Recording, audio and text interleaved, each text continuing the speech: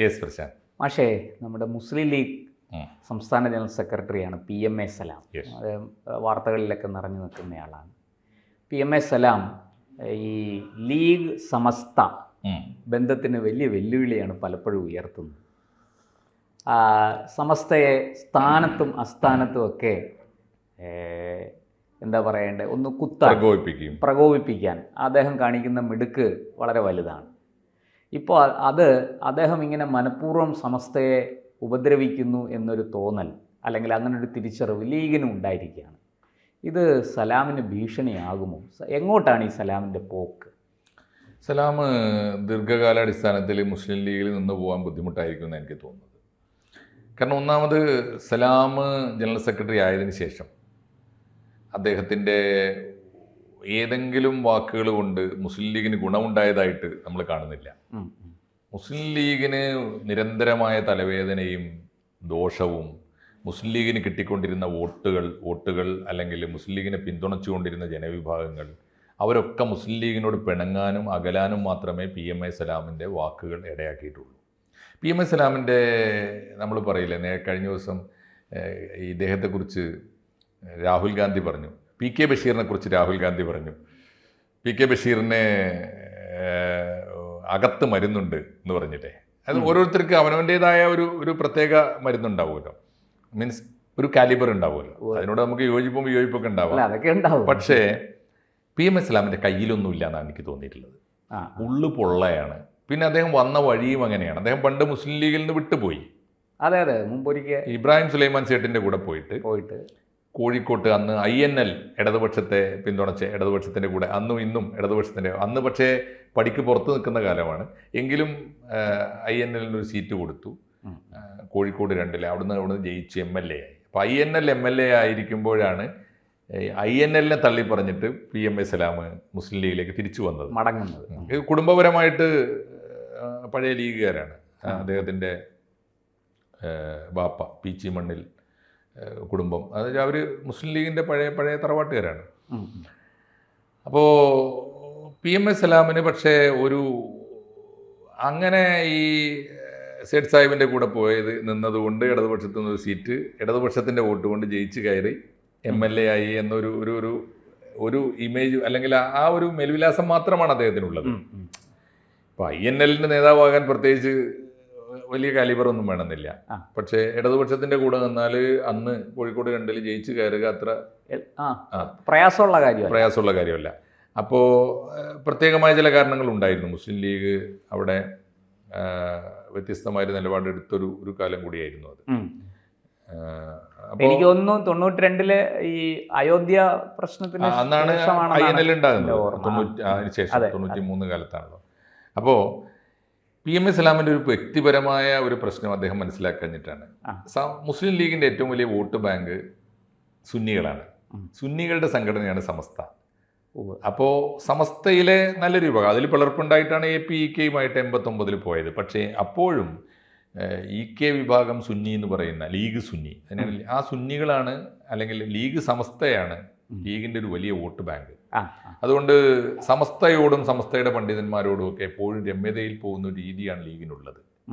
പിന്നെ AP അബൂബക്കർ മുസ്ലിയാരും കൂട്ടരും ലീഗിൽ നിന്ന് പിരിഞ്ഞു ഇടയാക്കിയ പ്രധാനപ്പെട്ട ഒരു കാരണം, ലീഗിൻ്റെ പത്രമായ ചന്ദ്രിക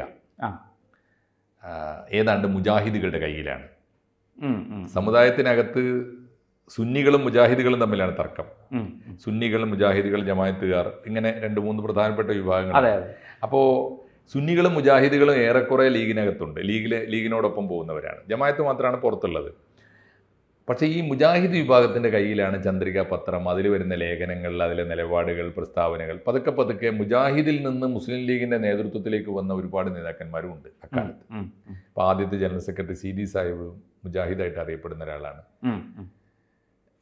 CH മുഹമ്മദ് കോയെ പോലും അദ്ദേഹം പ്രത്യക്ഷത്തിൽ അങ്ങനെ അല്ലെങ്കിൽ പോലും അദ്ദേഹത്തിൻ്റെ ഒരു മുജാഹിദ് പക്ഷത്തോട് അനുഭവം ഉണ്ടായിരുന്ന ഒരാളാണ്. പിന്നെ ഒരുപാട് പേര്, AV അബ്ദുറഹ്മാൻ ഹാജി അതായിരുന്നു, MK ഹാജി അതായിരുന്നു. മുജാഹിദ് പക്ഷത്തു നിന്ന് ഒരുപാട് നേതാക്കന്മാർ ലീഗിലുണ്ടായിരുന്നു. ഇപ്പോൾ ഒരുപാട് പേര് മുജാഹിദ് വിഭാഗത്തിലൂടെ വന്നിട്ട് അങ്ങനെ വന്ന ഒരുപാട് ലീഡർഷിപ്പ്, AV ഒരുപാട് പേര്, MK ഹാജി ഉണ്ടായിരുന്നു. പിന്നെ ഒരുപാട് പേര് ഈ മുജാഹിദ് വിഭാഗത്തിൽപ്പെട്ട കുറേ നേതാക്കന്മാരുണ്ടായിരുന്നു. അപ്പോൾ ലീഗിനെ മുജാഹിദുകൾ കൈയടക്കിയിരിക്കുന്നു എന്നൊരു ആക്ഷേപമാണ് വലിയ തോതിൽ സുന്നികൾ അതിന്റെ പേരിലാണ് അബൂബക്കർ മുസ്ലിയാർ കാന്തപുരം അത് ഉപയോഗിക്കുകയും അദ്ദേഹം അതിന്റെ പേരിലാണ് പിരിഞ്ഞു പോയത്. അദ്ദേഹം പോയിട്ട് ആദ്യം തുടങ്ങിയത് അവർക്കൊരു പത്രമാണ്. അങ്ങനെയാണ് ഈ സിറാജ് പത്രം ഉണ്ടാവുന്നത്. ഇപ്പോഴാണെങ്കിൽ അതേ അഭിപ്രായം അവശേഷിച്ച സുന്നികൾക്കിടയിലുണ്ട്. ലീഗ് നേതൃത്വത്തിൽ ഇപ്പോഴും മുജാഹിദുകളാണ്. അതിൻ്റെ ഭാഗമായിട്ടാണ് അവർ സ്വന്തമായിട്ട് ചന്ദ്രിക മുജാഹിദുകളുടെ പിടിയിലാണ് ഇപ്പോഴും. അതുകൊണ്ട് അതിൻ്റെ ഭാഗമായിട്ടാണ് അവർ. അതിന് ഒരുപാട് കാരണങ്ങളുണ്ട്. ഓരോ കാലത്ത് ചന്ദ്രികയുടെ തലപ്പത്ത് പലപ്പോഴും ഇരുന്ന പലരും മുജാഹിദുകളായിരുന്നു. മങ്കട, അബ്ദുൽ അസീസ് മൗലവി ഉൾപ്പെട്ട ഒരുപാട് പേരുണ്ട്. അപ്പോൾ അല്ല, ആ ഒരു വാദം, ആ പരാതി ഇപ്പോഴും നിലനിൽക്കുന്നത് കൊണ്ടാണ് സമസ്ത സുപ്രഭാതം പത്രം, അങ്ങനെയാണ് സമസ്ത സുപ്രഭാതം പത്രം തുടങ്ങിയത്. പക്ഷേ സുപ്രഭാതം പത്രം തുടങ്ങിയതിന് ശേഷം എപ്പോഴും ഇടയ്ക്കിടയ്ക്ക് ഓർക്കുന്നുണ്ടാവും. ഇടയ്ക്കിടയ്ക്ക് ലീഗിനെ കൊട്ടുന്ന ലേഖനങ്ങളും പ്രസ്താവനകളൊക്കെ സുപ്രഭാതത്തിൽ വരാറുണ്ട്. മാത്രമല്ല, ജിഫ്രി തങ്ങൾ സമസ്തയുടെ പ്രസിഡന്റായി വന്നതോടുകൂടി ലീഗിനോടുള്ള വിധേയത്വം കുറഞ്ഞു. ജിഫ്രി തങ്ങൾ ബേസിക്കലി കോൺഗ്രസ്സുകാരനാണ്. മാത്രമല്ല, ലീഗ് എന്ന് പറയും, പഴയ കോൺഗ്രസ്സുകാർക്ക് ഒരു കുഴപ്പമുണ്ട്. മലബാറിലെ കോൺഗ്രസ്സുകാർ ഒരു കാലത്തും മുസ്ലിം ലീഗിനെ ഉൾക്കൊള്ളൂല. കാരണം മുസ്ലിം ലീഗിനോട് പൊരുതുകയും മുസ്ലിം ലീഗിന്റെ പീഡനങ്ങൾ ഏറ്റുവാങ്ങുകയും ചെയ്തവരാണ് മലബാറിലെ ഈ മൊയ്തു മൗലവി ഉൾപ്പെടെയുള്ള പഴയ ദേശീയ മുസ്ലിങ്ങളൊക്കെ തന്നെ. അപ്പോൾ ആ കോൺഗ്രസ് മനസ്സുണ്ടെങ്കിൽ ഉറപ്പായിരിക്കും അത് ലീഗ് വിരുദ്ധമായിരിക്കും. അപ്പോൾ ജിഫ്രി തങ്ങൾക്ക് അങ്ങനെ ഒരു മനസ്സുണ്ട്. അപ്പോൾ ജിഫ്രി തങ്ങൾ കൂടി വന്നതോടെ ഈ ലീഗ് രാഷ്ട്രീയം അല്ലെങ്കിൽ മലബാറിലെ ആ ഒരു എന്താ പറയണ്ട ലീഗിനുണ്ടായിരുന്ന വളരെ പ്രകടമായി. ഈ വിഭാഗീയത വളരെ പ്രകടമായി. മുസ്ലിം ലീഗായിട്ടുള്ള സുന്നികളും എന്നാൽ വിശ്വാസികളായ മുസ്ലിം ലീഗ് അല്ലാത്ത സുന്നികൾ തമ്മിൽ ആ രണ്ട് ഗ്രൂപ്പ് വളരെ പ്രകടമായി. ഈ കാലഘട്ടത്തിലാണ് നിർഭാഗ്യവശാൽ PMA സലാം ജനറൽ സെക്രട്ടറി ആയിട്ട് വരുന്നത്. PMA സലാം ജനറൽ സെക്രട്ടറി ആയിട്ട് വന്നതുപോലും വേറൊരു തന്ത്രത്തിലൂടെയാണ്. എന്താണെന്ന് വെച്ചാൽ PMA സലാമിന് അദ്ദേഹത്തിൻ്റെ സ്വന്തം മണ്ഡലമാണ് തിരൂരങ്ങാടി. അവിടെ മത്സരിക്കണമെന്ന് ആഗ്രഹം ഉണ്ടായിരുന്നു. ആഗ്രഹം ഉണ്ടായപ്പോൾ പക്ഷേ അപ്പോൾ അന്ന് മുസ്ലിം ലീഗിൻ്റെ മുമ്പിൽ ഒരു അജണ്ട വന്നു. മുസ്ലിം ലീഗിൻ്റെ പഴയ സംസ്ഥാന ജനറൽ സെക്രട്ടറിയാണ് KPA മജീദ്. KPA മജീദ് പലതവണ തോറ്റതാണ്. ഈ മഞ്ഞളാംകുഴി അലി ഇടതുപക്ഷത്ത് വന്നതോടുകൂടി മങ്കട, അദ്ദേഹത്തിന് ഈ മജീദിൻ്റെ മണ്ഡലമാണ് മങ്കട നിരന്തരമായിട്ട് തോൽക്കാൻ തുടങ്ങി. അപ്പോൾ മജീദ് ഏറെക്കുറെ സജീവ രാഷ്ട്രീയത്തിൽ ഔട്ടായി. മജീദ് പാർട്ടി ജനറൽ സെക്രട്ടറി ആയിട്ട് പോയി. പിന്നെ മജീദിനെ ഒരിക്കലെങ്കിലും ഒരു ദീർഘകാലം അദ്ദേഹം MLA ആയിരുന്നു. പിന്നീട് അദ്ദേഹത്തെ ഒരു ഒരിക്കലെങ്കിലും ഒന്ന് മന്ത്രിയാക്കണമെന്നൊരു മോഹം പാർട്ടിക്കുണ്ടായി. പാർട്ടിയിൽ അത്തരത്തിൽ സമ്മർദ്ദങ്ങൾ വന്നു. അപ്പോൾ KPA മജീദിനെ സേഫായിട്ടുള്ളൊരു സീറ്റിൽ നിർത്തിയിട്ട്, മങ്കട ഇപ്പോൾ സേഫ് അല്ല, മഞ്ഞളാംകുഴി അലിയുടെ ഒരു ഫാക്ടർ ഉള്ള കാലത്തോളം അദ്ദേഹം ഇടതുപക്ഷത്തെ അദ്ദേഹം പാർട്ടിയുടെ കൂടെ ഉണ്ടെങ്കിൽ പോലും മങ്കട അത്ര സേഫ് അല്ല. അതിന് പകരം സേഫായിട്ടുള്ളൊരു സീറ്റ് എന്ന നിലയിൽ തിരൂരങ്ങാടിയിലേക്ക് KPA മജീദ് അബ്ദുൾ റബ്ബിനെ മാറ്റി നിർത്തിയിട്ട് തിരൂരങ്ങാടിയിലേക്ക് KPA മജീദിനെ കൊണ്ടുവരാൻ തീരുമാനിച്ചു. KPA മജീദ് വരുമെന്നറിഞ്ഞപ്പോൾ PMA സലാം ഗ്രൂപ്പ് ഉണ്ടാക്കി കളി തുടങ്ങി. PMA സലാമിന് അവിടെ മത്സരിക്കണം. അന്നൊരു ഫോർമുല ഉണ്ടാക്കിയതാണ്. KPA മജീദിന് തൽക്കാലം KPA മജീദിന് തിരൂരങ്ങാടി സീറ്റ് കൊടുക്കണം, മജീദിനെ മത്സരിപ്പിച്ച് മന്ത്രിയാക്കണം. പകരം മജീദിൻ്റെ സീറ്റുണ്ടല്ലോ, മുസ്ലിം ലീഗിൻ്റെ സംസ്ഥാന ജനറൽ സെക്രട്ടറി പദവി PMA സലാമിന് കൊടുക്കാം. ഒരു തരത്തിലും സ്വീകാര്യത ഉണ്ടായിട്ടല്ല. അങ്ങനെയാണ് PMA സലാം കോംപ്രമൈസ് എന്ന നിലയിൽ തൽക്കാലത്തേക്ക് വഴങ്ങിയതാണ്. പക്ഷേ അതിൻ്റെ അപകടം എന്താണെന്നറിയോ? PMA സലാം ലീഗ് എന്നതിലേറെ PMA സലാം കുടുംബപരമായി തന്നെ അറിയപ്പെടുന്നത് മുജാഹിദായിട്ടാണ്. അവരുടെ ആ കുടുംബം തന്നെ മുജാഹിദാണ്, PMA സലാമും മുജാഹിദാണ്. അതുകൊണ്ട് PMA സലാമിൻ്റെ പ്രസ്താവന സമസ്തക്കെതിരായിട്ടോ സുന്നികൾക്കെതിരായിട്ടോ എപ്പോഴെങ്കിലും ഒരു പ്രസ്താവന അദ്ദേഹത്തിൻ്റെ നാവിൽ നിന്ന് വീണാൽ അതിൻ്റെ അപകടം മറ്റാരും പറയുന്നതിനേക്കാൾ അപകടമാണ്. കാരണം ഇദ്ദേഹം മുജാഹിദ് കൂടിയാണ്. അപ്പം മുജാഹിദ് എന്തായി? PMA സലാം വന്നതോടുകൂടി മുജാഹിദുകൾ ലീഗിനെ കീഴടക്കി എന്നായി. PMA സലാം സംസാരിക്കുന്നത് മുജാഹിദിന് വേണ്ടിയാണ് എന്നായി. അതുകൊണ്ട് സമസ്തയിലെ ഇന്നീ കാണുന്ന പ്രശ്നങ്ങളൊക്കെ വഷളാക്കിയതിൽ PMA സലാം അത് മനസ്സിലാക്കണമായിരുന്നു, മിണ്ടാതിരിക്കണമായിരുന്നു. വല്ലതും പറയണമെങ്കിൽ സുന്നികളായ വല്ല നേതാക്കന്മാരെ കൊണ്ട് പാണക്കാട് തങ്ങളെ കൊണ്ട് പറയിപ്പിക്കാമായിരുന്നു. അതിന് പകരം ഇദ്ദേഹത്തിന് വീണ്ടും വിചാരമില്ലാതെ ഇദ്ദേഹം തന്നെ വായിൽ തോന്നിയതൊക്കെ പറയാൻ തുടങ്ങി. അങ്ങനെ മുസ്ലിം ലീഗിനകത്തെ ഏറ്റവും അപ്രിയനായൊരു നേതാവായിട്ട് അണികൾക്കും കണ്ടുകൂടാ, സുന്നികൾക്ക് ഒട്ടും കണ്ടുകൂടാ, പാർട്ടി നേതൃത്വം പാർട്ടി നേതൃത്വത്തിന് ഒട്ടും കണ്ടു. കാരണം പാർട്ടി നേതൃത്വത്തിന് അസ്വീകാരനായിട്ട് മാറി.